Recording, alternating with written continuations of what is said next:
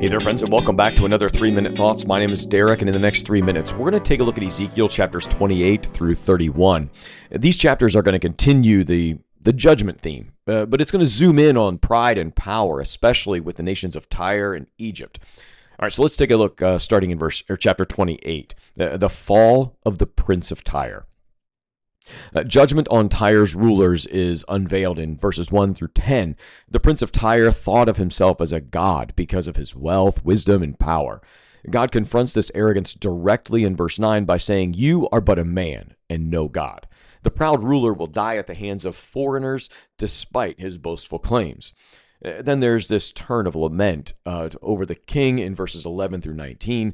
This is a poetic section that paints Tyre's king as if he were in Eden, clothed in precious stones, an anointed guardian cherub, blameless until pride corrupted him. Though likely symbolic of Tyre's ruler, many see this deeper picture here of Satan's pride and his fall. Either way, the message is clear. Beauty and wisdom turned to arrogance bring downfall quickly.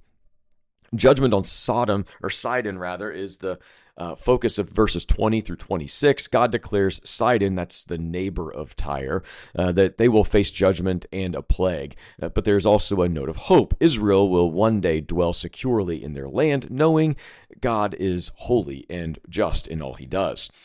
Chapter 29, Pharaoh is compared to a great sea monster, like a crocodile in the Nile, who claims the river as his own. God says he will put hooks in Pharaoh's jaws and drag him out, leaving him and his people as prey.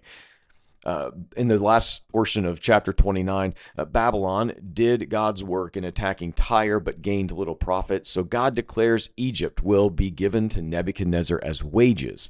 Israel, by contrast, will one day sprout with strength. Chapter 30 is this day of gloom against Egypt. God declares the day of the Lord is near for Egypt and her allies.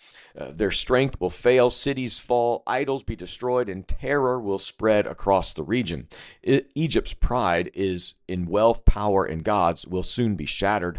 Pharaoh's arm is described as broken and unhealed, while Babylon's king is given a strong arm to strike Egypt.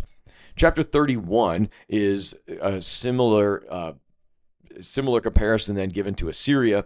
Ezekiel compares Egypt to mighty Assyria, once like a towering cedar in Eden, envied by all the nations, but Assyria fell because of pride as well.